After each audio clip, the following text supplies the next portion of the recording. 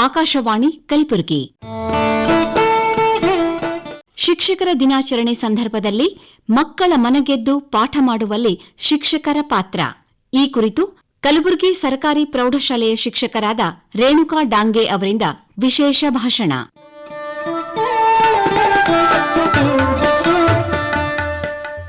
ಗುರು ಬ್ರಹ್ಮ ಗುರು ವಿಷ್ಣು ಗುರುದೇವೋ ಮಹೇಶ್ವರ ಗುರು ಸಾಕ್ಷಾತ್ ಪರಬ್ರಹ್ಮ ತಸ್ಮೈ ಶ್ರೀ ಗುರುವೇ ನಮಃ ಎನ್ನುವಂತೆ ಶಿಕ್ಷಕ ಎಂದರೆ ದೇವರು ಕೊಟ್ಟ ಅಮೂಲ್ಯ ಕೊಡುಗೆ. ಒಬ್ಬ ಶಿಕ್ಷಕನು ದೇವರಂತೆ.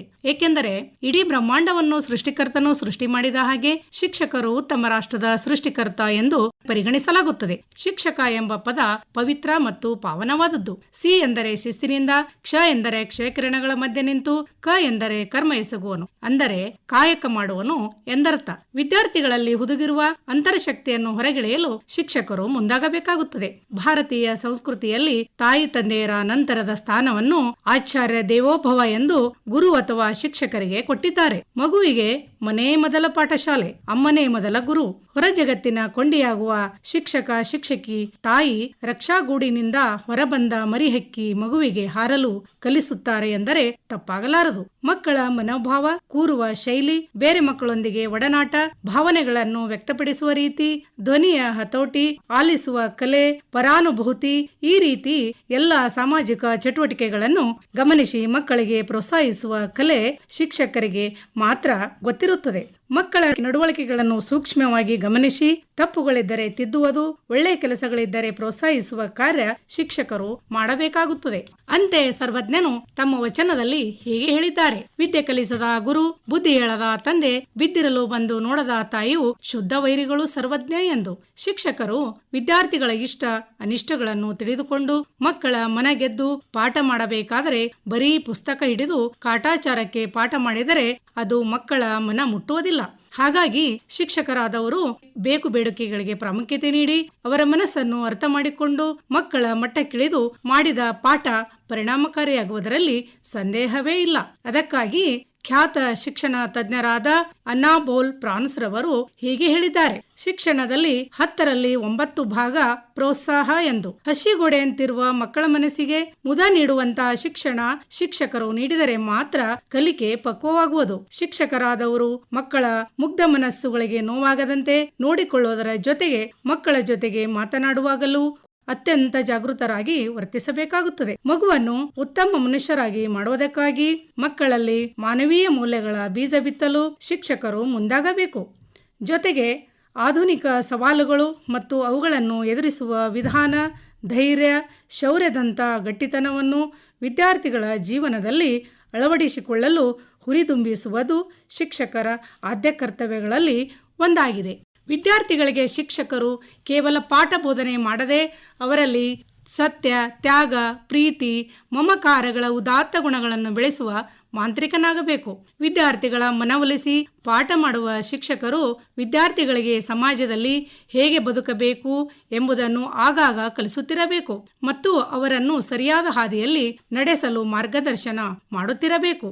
ಅತ್ಯುತ್ತಮ ಶಿಕ್ಷಕರು ಹೃದಯದಿಂದ ಕಲಿಸುವರು, ಪುಸ್ತಕದಿಂದಲ್ಲ. ಅಂತೆಯೇ ಮಹಾತ್ಮ ಗಾಂಧೀಜಿಯವರು ಗುರುವಿಗಿಂತ ಶ್ರೇಷ್ಠವಾದ ದೇವರಿಲ್ಲ, ಗುರುವಿನ ಅನುಗ್ರಹಕ್ಕಿಂತ ಉತ್ತಮವಾದ ಲಾಭವಿಲ್ಲ, ಗುರುವಿನ ಧ್ಯಾನಕ್ಕಿಂತ ಉತ್ತಮವಾದ ಧ್ಯಾನವಿಲ್ಲ ಎಂದಿರುವರು. ಮಕ್ಕಳ ಮನಸ್ಸನ್ನು ಗೆಲ್ಲುವ ಶಿಕ್ಷಕರು ಎಂದರೆ ಅವರಿಗೆ ತಮ್ಮದೇ ಆದ ಹಲವಾರು ಗುಣಗಳು ಇರುತ್ತವೆ. ಇಂಥ ಗುಣಗಳು ಒಬ್ಬರಿಂದ ಒಬ್ಬರಿಗೆ ವಿಭಿನ್ನವಾಗಿರುತ್ತವೆ. ವಿದ್ಯಾರ್ಥಿಗಳ ಮನಗೆಲ್ಲಬೇಕಾದರೆ ಶಿಕ್ಷಕರು ವಿಧ ವಿಧವಾದ ಪಾತ್ರಗಳನ್ನು ಮಾಡಬೇಕಾಗುತ್ತದೆ. ಶಿಕ್ಷಕರು ಬರೀ ಶಿಕ್ಷಕರಾಗದೆ ಸ್ನೇಹಿತರಾಗಿ ಅವರ ಮನದಾಳದ ಮಾತುಗಳನ್ನು ಆಲಿಸಿ ಅವರ ಮಟ್ಟಕ್ಕಿಳಿದು ಪಾಠ ಮಾಡಿದರೆ ಪರಿಣಾಮಕಾರಿಯಾಗುತ್ತದೆ.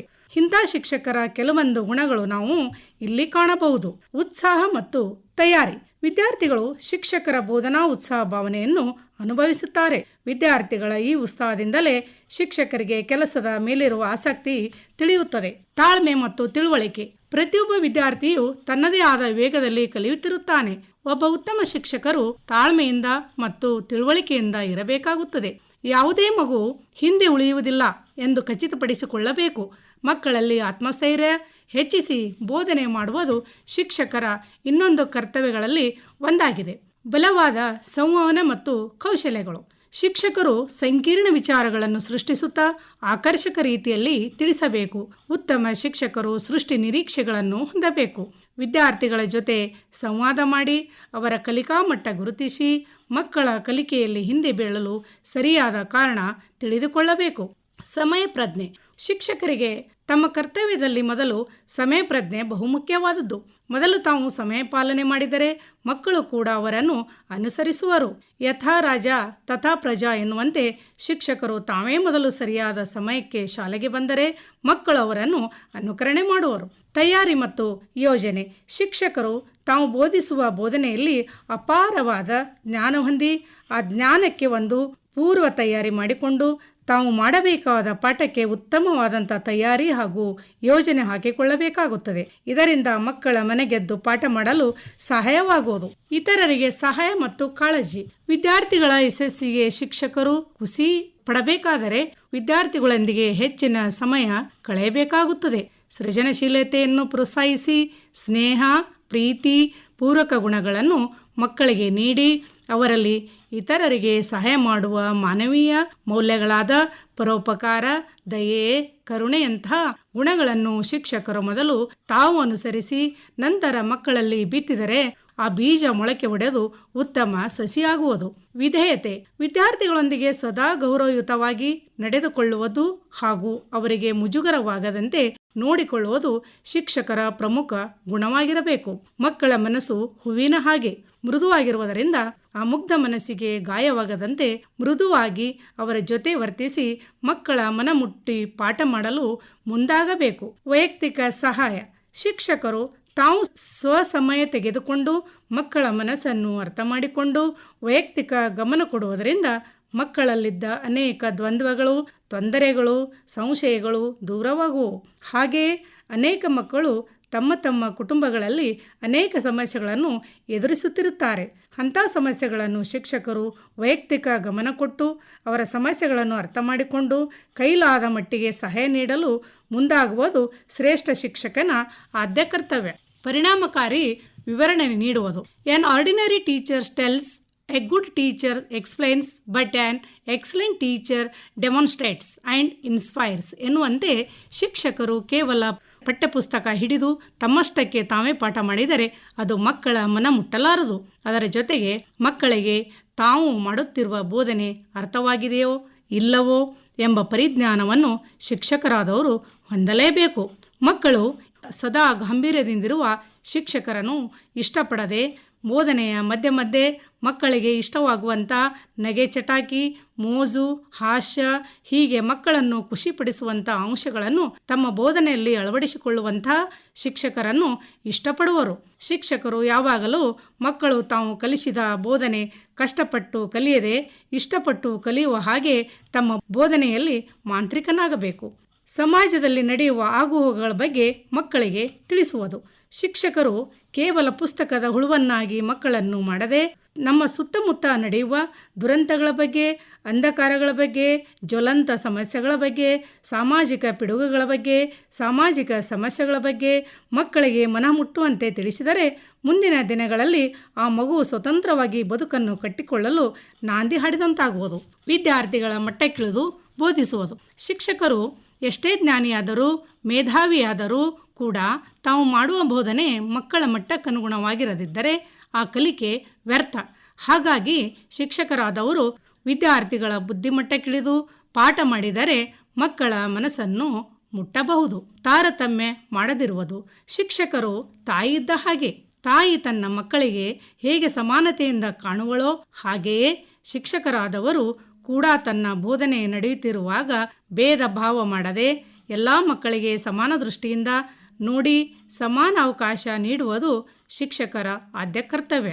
ತನ್ನ ತರಗತಿಯಲ್ಲಿನ ಮಕ್ಕಳು ಬಡವ, ಬಲ್ಲಿದ, ಮೇಲು, ಕೀಳು ಎಂಬ ಭಾವನೆಗಳನ್ನು ಶಿಕ್ಷಕರಾದವರು ಹೊಂದಲೇಬಾರದು. ಎಲ್ಲ ಮಕ್ಕಳಿಗೆ ಸಮಬಾಳು ಸಮಪಾಲು ಎಂಬ ಹಾಗೆ ಸಮಾನವಾಗಿ ನೋಡಿಕೊಳ್ಳಬೇಕು. ಅಂದಾಗ ಮಾತ್ರ ಆ ಮುಗ್ಧ ಮಕ್ಕಳಲ್ಲಿ ಭೇದ ಎಂಬ ಪದ ಬೆಳೆಸಲು ತಪ್ಪಿಸಿದಂತಾಗುವುದು. ತರಗತಿಯ ಆರಂಭದಿಂದಲೇ ಕುತೂಹಲಕಾರಿ ವಿಷಯವನ್ನು ಸೃಷ್ಟಿಸಿದರೆ ಇದು ವಿದ್ಯಾರ್ಥಿಗಳನ್ನು ಇಡೀ ತರಗತಿಯ ಉದ್ದಕ್ಕೂ ಆಸಕ್ತಿಯಿಂದ ಹಿಡಿದಿಟ್ಟುಕೊಳ್ಳಲು ಪ್ರೇರಕವಾಗುವುದು. ತಮ್ಮ ವೃತ್ತಿಯನ್ನು ಪ್ರೀತಿಸುವುದು. ಶಿಕ್ಷಕರು ಮೊದಲು ತಮ್ಮ ವೃತ್ತಿಗೆ ತಾವು ಗೌರವ ನೀಡುವ ಮನೋಭಾವದವರಾಗಬೇಕು. ತಾನು ಆಯ್ಕೆ ಮಾಡಿಕೊಂಡ ವೃತ್ತಿ ಕೇವಲ ಹೊಟ್ಟೆಪಾಡಿಗಾಗಿ ಅನ್ನದೇ, ಇಷ್ಟಪಟ್ಟು ಆಯ್ಕೆ ಮಾಡಿಕೊಂಡ ವೃತ್ತಿ ಕಷ್ಟ ಅನ್ನದೇ, ಆ ವೃತ್ತಿಯನ್ನು ಪ್ರೀತಿಸಿ ಕಾಯಕವೇ ಕೈಲಾಸ ಎಂಬ ಬಸವಣ್ಣನವರ ನುಡಿಯಂತೆ ತಮ್ಮ ಕಾಯಕದಲ್ಲಿ ಕೈಲಾಸ ಕಾಣುವ ಶಿಕ್ಷಕರಾಗಬೇಕು. ಮಕ್ಕಳ ಜೊತೆ ಮಕ್ಕಳಾಗಿ ಬೋಧಿಸುವುದು. ಶಿಕ್ಷಕರು ತಾವು ಬಾಸ್ ಅಂತ ತಿಳಿದುಕೊಳ್ಳದೆ ಮಕ್ಕಳ ಜೊತೆ ಮಕ್ಕಳಾಗಿ ಚಟುವಟಿಕೆಗಳ ಮೂಲಕ ಪಾಠ ಮಾಡಿದರೆ ಆ ಪಾಠ ಮಕ್ಕಳ ಮನದಲ್ಲಿ ಹಚ್ಚು ಹಸಿರಾಗಿ ಮಕ್ಕಳ ಮನ ಗೆಲ್ಲುವ ಶಿಕ್ಷಕನಾಗಬೇಕಾದರೆ ಶಿಕ್ಷಕ ತಾನು ಮೊದಲು ತನ್ನ ಅಹಂಭಾವನೆಯನ್ನು ಬಿಟ್ಟು ಹುಲ್ಲಾಗು ಬೆಟ್ಟದಡಿ ಮನೆಗೆ ಮಲ್ಲಿಗೆ ಆಗು, ಕಲ್ಲಾಗು ಕಷ್ಟಗಳ ಮಳೆ ವಿಧಿ ಸುರಿಯೇ, ಬೆಲ್ಲ ಸಕ್ಕರೆಯಾಗು ದೀನ ದುರ್ಬಲರಿಗೆ ಎಲ್ಲರೊಳಗೊಂದಾಗು ಮಂಕುತಿಮ್ಮ ಎನ್ನುವ ಮಂಕುತಿಮ್ಮನ ಕಗ್ಗದ ಸಾಲಿನಂತೆ ಶಿಕ್ಷಕರು ಕೂಡ ಮಕ್ಕಳಲ್ಲೊಂದಾಗಿ ಮಕ್ಕಳೊಂದಿಗೆ ಬೆರೆತು ಅರಿತು ಪಾಠ ಮಾಡಿದರೆ ಆ ಪಾಠಕ್ಕೆ ಒಂದು ಅರ್ಥ ಬರುವುದು. ಮಕ್ಕಳ ಮನಮುಟ್ಟಿ ತನುವಿಗೆ ಸಂತೋಷವಾಗುವುದು. ಇದರಿಂದ ಮಕ್ಕಳಿಗೆ ಕಲಿಕೆಯಲ್ಲಿ ಆಸಕ್ತಿ ಮೂಡುವುದು, ಉತ್ಸಾಹ ಹೆಚ್ಚಾಗುವುದು. ಕ್ಷಮಾಗುಣ ಮತ್ತು ಪ್ರೋತ್ಸಾಹ. ಮಕ್ಕಳು ತಿಳಿಯದೇ ಮಾಡಿದ ತಪ್ಪುಗಳನ್ನು ತಿದ್ದಿ ಒಪ್ಪಿ ಅಪ್ಪಿ ಮಕ್ಕಳು ಮಾಡಿದ ತಪ್ಪುಗಳನ್ನು ಕ್ಷಮಿಸಿ ಅದರಿಂದಾಗುವ ಪರಿಣಾಮಗಳ ಬಗ್ಗೆ ಮಕ್ಕಳಿಗೆ ಮನದಟ್ಟು ಮಾಡಿ ಮುಂದಿನ ದಿನಗಳಲ್ಲಿ ಆ ತಪ್ಪು ಆಗದಂತೆ ನೋಡಿಕೊಳ್ಳಲು ಹೇಳುವುದು ಶಿಕ್ಷಕರು ಮಾಡುವ ಇನ್ನೊಂದು ಕಾರ್ಯವಾಗಿದೆ. ತಪ್ಪಿಗೆ ಕಠಿಣ ಶಿಕ್ಷೆ ಕೊಡುವುದಾಗಲಿ, ಚುಚ್ಚು ಮಾತನಾಡುವುದಾಗಲಿ, ಅಪಹಾಸ್ಯ ಮಾಡುವುದಾಗಲಿ ಮಾಡಿದರೆ ಆ ಮಗುವಿನ ಮನಸ್ಸಿಗೆ ಬರೆ ಎಳೆದಂತಾಗುವುದು. ಕಾರಣ ಶಿಕ್ಷಕರಾದವರು ಆ ಮಕ್ಕಳ ತಪ್ಪಿಗೆ ನಿಜವಾದ ಕಾರಣ ತಿಳಿದುಕೊಂಡು ಅವರ ಮನ ಪರಿವರ್ತಿಸಲು ಮುಂದಾಗಬೇಕು. ಇದರಿಂದ ಶಿಕ್ಷಕ ಮತ್ತು ವಿದ್ಯಾರ್ಥಿಗಳ ಬಾಂಧವ್ಯ ಗಟ್ಟಿಗೊಳ್ಳಲು ಒಂದು ಭದ್ರ ಬುನಾದಿ ಆಗುವುದು. ಇಷ್ಟೆಲ್ಲ ಶಿಕ್ಷಕರು ಹೊಂದಿರುವುದಾದರೂ ಇತ್ತೀಚಿನ ವೈಜ್ಞಾನಿಕ ಹಾಗೂ ಮೊಬೈಲ್ ಯುಗದಲ್ಲಿ ವಿದ್ಯಾರ್ಥಿಗಳು ಶಿಕ್ಷಕರ ಬೋಧನೆಯನ್ನು ಆಲಿಸಿ ತಿಳಿದುಕೊಳ್ಳಲು ಹಿಂದೆ ಬೀಳುತ್ತಿರುವರು. ಇದಕ್ಕೆ ಕಾರಣ ಮಕ್ಕಳಲ್ಲಿರುವ ಅನಾಸಕ್ತಿ, ಅಪಾರ ಮೊಬೈಲ್ ಗೀಳು ಹಾಗೂ ಮಾನಸಿಕ ಮತ್ತು ದೈಹಿಕ ಹೊರೆಗಳು ಮತ್ತು ಕೌಟುಂಬಿಕ ಸಮಸ್ಯೆಗಳು ಹಾಗೂ ಆರ್ಥಿಕ ಸಮಸ್ಯೆಗಳು ವಿದ್ಯಾರ್ಥಿಗಳ ಕಲಿಕೆಗೆ ಮಾರಕಾಸ್ತ್ರಗಳಾಗಿ ಕಾರ್ಯನಿರ್ವಹಿಸುತ್ತಿವೆ. ಇದರ ಮಧ್ಯೆಯೂ ಕೂಡ ಶಿಕ್ಷಕರು ಮಕ್ಕಳ ಮನ ಮುಟ್ಟುವ ಶಿಕ್ಷಕರಾದರೆ ಇದು ಅವರ ಸಾಮರ್ಥ್ಯ ಎನ್ನಬಹುದು. ಮಕ್ಕಳು ದಾರಿ ತಪ್ಪಿದರೂ ಕೂಡ ಆ ದಾರಿ ಸರಿಯಿಲ್ಲ ಎಂದು ಬುದ್ಧಿ ಹೇಳಿ ಸರಿಯಾದ ಹಾದಿಗೆ ತರಲು ತಿಳುವಳಿಕೆ ಹೇಳಬೇಕಾಗುತ್ತದೆ. ಮಕ್ಕಳ ನೆಚ್ಚಿನ ಹಾಗೂ ಅಚ್ಚುಮೆಚ್ಚಿನ ಶಿಕ್ಷಕರಾಗಬೇಕಾದರೆ ಪ್ರತಿಯೊಬ್ಬ ಶಿಕ್ಷಕರು ಮೊದಲು ತಮ್ಮ ವಿದ್ಯಾರ್ಥಿಗಳನ್ನು ಪ್ರೀತಿಯಿಂದ ಪ್ರೋತ್ಸಾಹಿಸಿ ತಿದ್ದಿ ತೀಡಿ ಸುಂದರ ಭವಿಷ್ಯ ನೀಡಲು ಮುಂದಾಗಬೇಕು. ಇದಕ್ಕೆ ತಕ್ಕಂತೆ ವಿದ್ಯಾರ್ಥಿಗಳು ಕೂಡ ಗುರುವಿನ ಗುಲಾಮನಾಗುವ ತನಕ ದೊರೆಯದಣ್ಣ ಮುಕುತಿ ಎನ್ನುವಂತೆ ಶಿಕ್ಷಕರಿಗೆ ವಿಧೇಯರಾಗಿ ಗೌರವದಿಂದ ವರ್ತನೆ ಮಾಡುವುದು ಅಷ್ಟೇ ಮುಖ್ಯವಾಗಿದೆ. ಕಾರಣ ಕೇವಲ ಶಿಕ್ಷಕ ಮಾತ್ರ ಬೋಧಿಸಿದರೆ ಅದು ಕಲಿಕೆ ಆಗದೆ ಮಕ್ಕಳು ಕೂಡ ಶ್ರದ್ಧೆಯಿಂದ ಕಲಿತ ಕಲಿಕೆ ಶಾಶ್ವತವಾಗಿ ಬೇರೂರುವುದು. ಶಿಕ್ಷಕ ಮತ್ತು ವಿದ್ಯಾರ್ಥಿ ಒಂದು ನಾಣ್ಯದ ಎರಡು ಮುಖಗಳಿದ್ದಂತೆ, ಒಬ್ಬರನ್ನು ಬಿಟ್ಟು ಇನ್ನೊಬ್ಬರಿಲ್ಲ. ಕಲಿಕೆ ಪ್ರಮುಖ ಕ್ರಿಯೆಯಾಗಿರುವುದರಿಂದ ಶಿಕ್ಷಕ ಮತ್ತು ವಿದ್ಯಾರ್ಥಿ ಮತ್ತು ವಾತಾವರಣ ಅಥವಾ ಪರಿಸರವೂ ಕೂಡ ಪ್ರಮುಖವಾಗಿದೆ. ಮಕ್ಕಳಿಗೆ ಉತ್ತಮ ಕಲಿಕೆಯ ಜೊತೆಗೆ ಉತ್ತಮ ಪರಿಸರ ಸಿಕ್ಕರೆ ಶಿಕ್ಷಕರು ಮಾಡಿದ ಬೋಧನೆ ಇನ್ನಷ್ಟು ಗಟ್ಟಿಯಾಗುವುದು. ಇದರಿಂದ ಶಿಕ್ಷಣದ ಮಟ್ಟ ಕುಂಠಿತಗೊಳ್ಳದೆ ಅಭಿವೃದ್ಧಿ ಹೊಂದುವುದು. ಒಟ್ಟಾರೆಯಾಗಿ ಮಕ್ಕಳ ಮನ ಮುಟ್ಟಿ ಪಾಠ ಮಾಡುವಲ್ಲಿ ಶಿಕ್ಷಕರ ಪಾತ್ರ ಅತ್ಯಂತ ಪ್ರಮುಖವಾಗಿದೆ. ಹೀಗೆ ಚುಕ್ಕಾಣಿ ಇಲ್ಲದ ಹಡಗು ಹೇಗೆ ದಿಕ್ಕು ತಪ್ಪುವುದೋ ಒಬ್ಬ ಶಿಕ್ಷಕನು ಕೂಡ ಶಿಕ್ಷಕರಿಲ್ಲದ ಶಾಲೆ ದೇವರಿಲ್ಲದ ಗುಡಿಯಂತೆ, ಚುಕ್ಕಾಣಿ ಇಲ್ಲದ ಹಡಗಿನಂತೆ ಎನ್ನುವರು. ಅದಕ್ಕಾಗಿ ಶಿಕ್ಷಕರಾದ ನಾವೆಲ್ಲ ಬರೀ ಸಂಬಳಕ್ಕಾಗಿ ಪಾಠ ಮಾಡದೆ ರಾಷ್ಟ್ರ ನಿರ್ಮಾಣ ಮಾಡುವ, ಮಕ್ಕಳನ್ನು ಉತ್ತಮ ಸತ್ಪ್ರಜೆಯನ್ನಾಗಿ ಮಾಡುವ, ಸದೃಢ ಜ್ಞಾನಿಯಾಗಿಸಲು ಮುಂದಾಗೋಣ. ವಿದ್ಯೆ ಉಳ್ಳವನ ಮುಖ ಮುದ್ದು ಬರುವಂತಿಕ್ಕು, ವಿದ್ಯೆ ಇಲ್ಲದವನ ಬರಿಮುಖವು ಹಾಳೂರು ಹದ್ದಿನಂತಿಹುದು ಸರ್ವಜ್ಞ ಎಂಬ ಸರ್ವಜ್ಞನ ವಚನದಂತೆ ವಿದ್ಯೆ ಎಂಬ ಪವಿತ್ರ ದಾನವನ್ನು ಮಾಡಲು ಸಮಸ್ತ ಶಿಕ್ಷಕರು ತಮ್ಮ ತನು ಮನ ಧನದಿಂದ ಸಜ್ಜಾಗುವುದು ಹಾಗೂ ಮಕ್ಕಳ ಮನಮುಟ್ಟಿ ಪಾಠ ಮಾಡುವಲ್ಲಿ ಶ್ರಮಿಸಬೇಕು. ಅಂದಾಗ ಮಾತ್ರ ಶಿಕ್ಷಕ ವೃತ್ತಿಗೆ ಮೆರುಗು ಹೆಚ್ಚುತ್ತದೆ ಮತ್ತು ಜೀವನ ಸಾರ್ಥಕತೆಯಾಗುವುದರಲ್ಲಿ ಸಂದೇಹವೇ ಇಲ್ಲ. ಮಕ್ಕಳ ಮನದಲ್ಲಿ ಹುದುಗಿರುವ ಅಜ್ಞಾನ, ಅಂಧಕಾರ, ಅನೀತಿ ಎಂಬ ಕತ್ತಲೆಯನ್ನು ಹೊಡೆದು ಹಾಕಿ ಸುಜ್ಞಾನದ ದೀಪ ಹಚ್ಚಿ ವಿದ್ಯಾರ್ಥಿಗಳ ಬಾಳನ್ನು ಬೆಳಗಿಸುವ ದಿವ್ಯ ಜ್ಯೋತಿ ಶಿಕ್ಷಕರಾಗಬೇಕು. ನಾಡಿನ ಸಮಸ್ತ ಶಿಕ್ಷಕರಿಗೆ ಶಿಕ್ಷಕರ ದಿನಾಚರಣೆ ಶುಭಾಶಯಗಳು. ಇದುವರೆಗೆ ಶಿಕ್ಷಕರ ದಿನಾಚರಣೆ ಸಂದರ್ಭದಲ್ಲಿ ಮಕ್ಕಳ ಮನಗೆದ್ದು ಪಾಠ ಮಾಡುವಲ್ಲಿ ಶಿಕ್ಷಕರ ಪಾತ್ರ ಈ ಕುರಿತು ಕಲಬುರಗಿ ಸರ್ಕಾರಿ ಪ್ರೌಢಶಾಲೆಯ ಶಿಕ್ಷಕರಾದ ರೇಣುಕಾ ಡಾಂಗೆ ಅವರಿಂದ ವಿಶೇಷ ಭಾಷಣ ಕೇಳಿದಿರಿ.